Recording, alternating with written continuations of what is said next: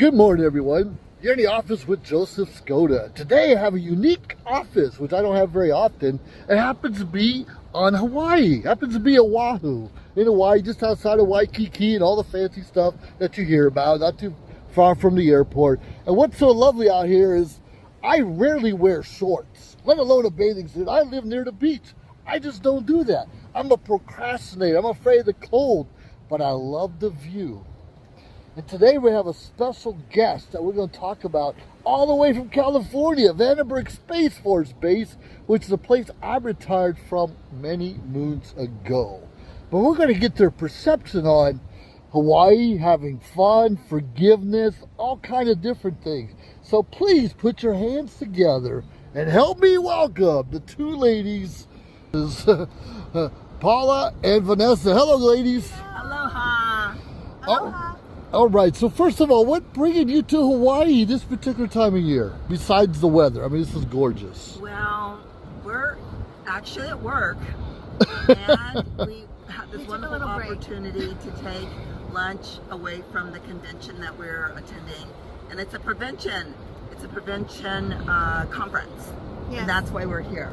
It's the Institute for Violence and Trauma. Abuse and trauma. Abuse, violence, and trauma prevention. That's the career field that we work in. Well, tell us a little bit about your career field, Vanessa. Well, it does deal with violence, and it does deal with intervention, and it deals specifically with discrimination and toxic workplaces where, to put it in layman's terms, you just feel uncomfortable and dread coming to work every day. And actually, that's not any way to live your life. But that's not your workplace. That's the stuff that you work to. Right. Tell me about what you do.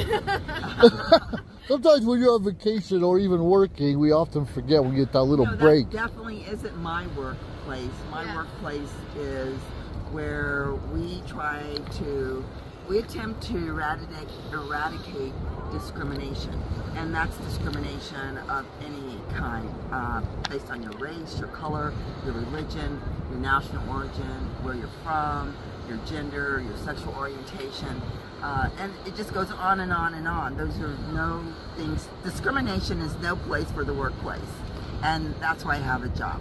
I agree with that. Well, Paula, tell us a little bit about exactly what you do at your job. So my job dovetails really well with Vanessa's, because I work with teaching resilience. Okay. And a lot about being resilient is knowing how you want to be as your ideal self. And so working to be your ideal self, respecting yourself and respecting others, when you work on that, you work. That's why me and Vanessa work really well together. Right. So respect is a big thing, like she said. If you have respect in the workplace and you stick with the core values, the Air Force has core values. Respect is not one of them, but respect goes in hand with the core values of the Air Force, which is integrity, service before self, and excellence in all we do. You add respect to that and you won't have any problems. That's funny, because when you add respect to that, then you have the Toastmasters core values, which we happen to be part of also. Well, what we sadly know, there's racism and, prejudice. A lot of us have that. And even today in 2023, how do we forgive people or recognize when people are being slighted, per se? How do we forgive or recognize or remind people like maybe that's not appropriate? Well, that's exactly what we do through resilience. I think first and foremost, you have to recognize that you have to let all those little things, and they are little things, you have to let them go, or they will become insurmountable. Yes. Forgiveness is a big thing. And I think it comes with you knowing that you're in control of your feelings, and that's all you're in control of. So if you know how to manage your feelings and forgive, then you're going to be okay. And I think one good thing is just knowing and remembering the big picture of all things. I mean, something may be bugging you and you just wish that it could change, and sometimes we get so lost in it. But if we step back and just remember what a beautiful life we have. We have a beautiful life, and you don't have to be in Hawaii to enjoy a beautiful life. And we know we do our best to, give forgiveness to people. And sometimes they accept it, sometimes it doesn't. How do we move on if the problem's still there? We can't really let it go. We forgive, but do we really let everything go? You have to learn how to let go. And every time that you have one of those precipitating thoughts that bring you back to that moment, that event, and drags you down, you have to replace that thought with one that takes you away from there. And then that will be actually called a refrain. Yes. That will be your go-to to get away from those negative thoughts that will drown you. Yeah, and Even if part, it's right. like being here. Yeah. Just go back to that moment. Exactly. And part of being resilient is being able to learn from your past experiences, grow from them, and then be better. Right. Well, Grow from them. Well, that's a good point, because every one of us has issues through life. People slighted us, done us wrong. We may have done it to other people. We try to forgive and forget, but sometimes we don't really forget those things. What do you recommend or tell other people? I know resilience we keep talking about, but you don't forget just by resilience. How do you truly learn to forgive someone that might continue doing you wrong? Or how do you deal with that? I believe you have to practice what you preach, and when you learn resilience, it's a life-saving skill. And it's a skill that you can rely on. I believe that's why they teach resilience in the armed services. They teach resilience in the armed services so that you can bank on those skills and resort to them to get you out of a war zone. And that war zone can be your mind. Wow. Your mind. That's a good point. You ever think about things that maybe your mind's holding you back from truly forgiving people, or even asking forgiveness? Yeah, I like to ask the question, what's the most important thing right now? And sometimes asking that question will help you to realize that, peace is more important. And you choose peace, Right that'll now. help you to just let go. Stay focused and centered on the moment. Like today, who would want to be anywhere else than here? Look around. Right. And I don't want to think about anything or anyone that is giving me issues right now, and that's a choice that I make. Right. So that's Right. the key. Yeah, I You'll agree. go right back there, and I'd rather be here. I agree. Even though we live in California on the beach, it's just a different atmosphere. It's not as warm, for one thing. The water's not as clear, usually, and it's different, but we still live near the water. To me, that's calming. And I'm a scuba diver, but I don't scuba dive in California anymore because it's cold and I'm getting old and don't like it so much. So vacationing where it's warm is my thing, but not everyone necessarily has to travel to Hawaii or Alaska or even Florida just to feel a good sense of themselves. What are some other ways that you can go out and feel good about yourself and how you're living your life? I think you could just go out in nature. Just step outside. Take a walk. Movement is medicine. Sometimes if you just have a hard time making a decision, take a walk and you'll see that it may help you to come to a decision that you probably were struggling with. I agree. I know that I used to run for a while, and when I got away from that, I went down, not just physically, but mentally. I just kind of sunk into depression, and I realized that the physical endorphins that happen when you run and you get out, and a body in motion tends to stay in motion, a body at rest tends to stay at rest. That really happens. I'd rather be out there doing things and getting my body running, and those endorphins that combat any form of depression or negativity from my own perspective. Sorry. Take a walk, take a run, do gardening, remove yourself. That's a good point. We hit the gym this morning. Obviously, I can't keep up with you most days, but I still make some effort. And it was packed. The gym was packed at the hotel, and even though we walked probably 3 or 4 miles, it came to a point, let's get a taxi. Even though Hawaii looks like a small island, it's still a long island if you're walking, and spending a couple hours just walking around hitting the different shops is a way to relax. I have a question for you, ladies, because a lot of people, I like to, I forgot how you say it, I like to sightsee, I like to window shop. I don't have to necessarily buy something. And I know a lot of people can't afford to buy the things they really want. How do you deal with that when you know people really can't afford it? And again, that's a perception. We may think they can't afford it. Maybe they're multimillionaires, who knows? But how do we make people feel comfortable just by window shopping? I think there's no rule or no expectation that we should place on each other. I had fun today showing you and Vanessa all my old stomping grounds. Oh, that was great. We're here. I used Right. to work here. Right. We didn't spend a penny yet, No. besides the taxi Right. there. Yeah. But don't put any expectations. Don't think that if people are there with shopping bags and everything that they're happy.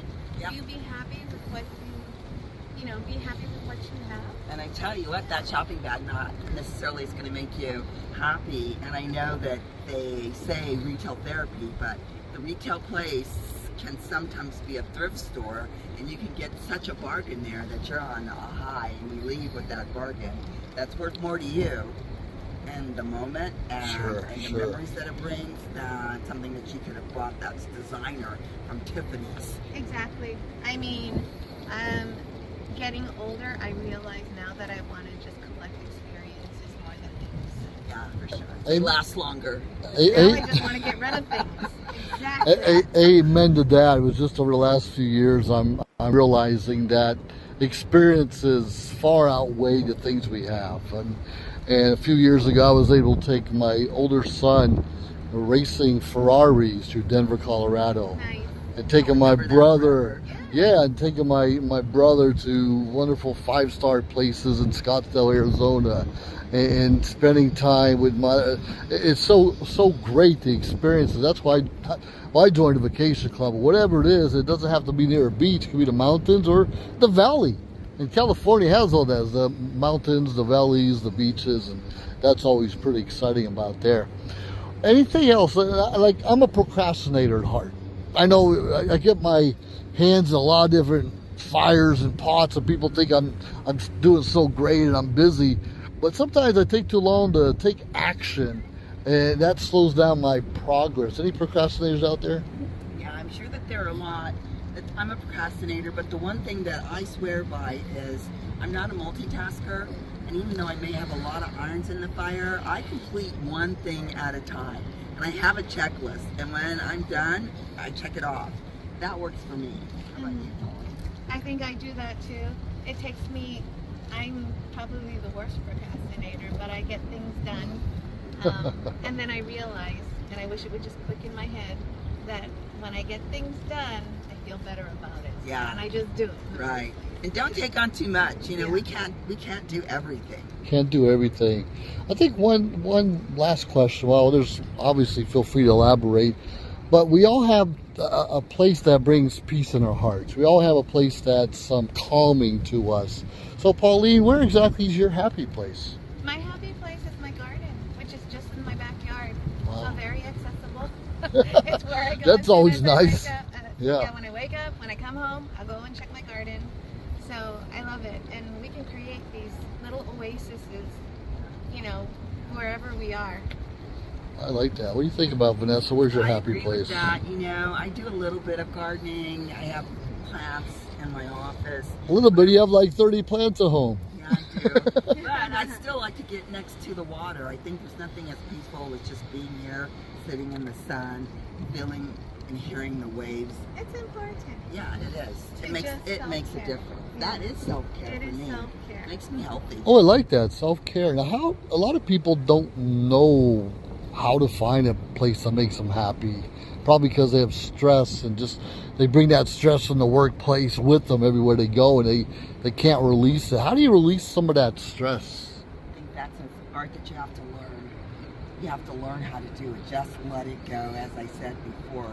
You have to get to a point where you recognize that, oh, I'm going in the wrong direction. Stop, rethink that thought, and then reframe your whole experience. Reframing, I like that very much. Trying to find the right place that makes you happy. Yeah. Well, And once you get there, stay there.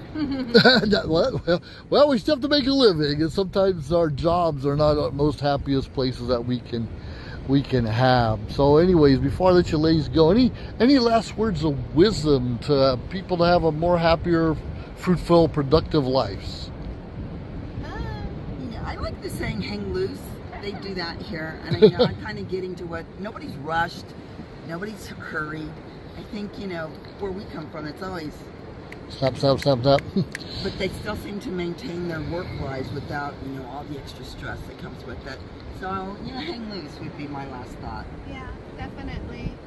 And I would just say, just don't take things for granted. Count your blessings. Count your practice blessings. Gratitude. Sure. That definitely, I know that when I'm having a bad day and I practice gratitude, when I'm having a bad day, that's when I know that I have to practice gratitude the most, and I can see the biggest difference during those times. Right. Be thankful for what you have and for what you don't have. Well, that's true too. Too many, if we had everything we wished for when we were younger, life would be pretty miserable right now. Well, thank you, ladies, so much for your insight. Thank you. Deeply appreciate Mahalo. it. Mahalo. All right, well, you heard that, everyone. The office can be anywhere, and we appreciate your comments. And please subscribe to our channel. And, In the Office with Joseph Skoda, josephskoda.com. You can find me on social media shows, a lot of different places. But tell us what your ideas are, where your happy place is, and what do you do about procrastination? What do you do about finding your happy place? What do you do about having a more fruitful and productive life? Regardless of what you do, make it count, make a difference. You don't have to be stressed out all the time. You don't have to go to a beautiful beach or ocean all the time. That's not necessarily going to bring the peace you're looking for. Find that peace, embrace that peace, and make that peace part of your life. While you've been in the office with Joseph Skoda, you have yourself a great day. And continue to subscribe to our channel, leave comments, and let us know what you think. God is good, and us too can be good. Have a great day, everyone. Bye.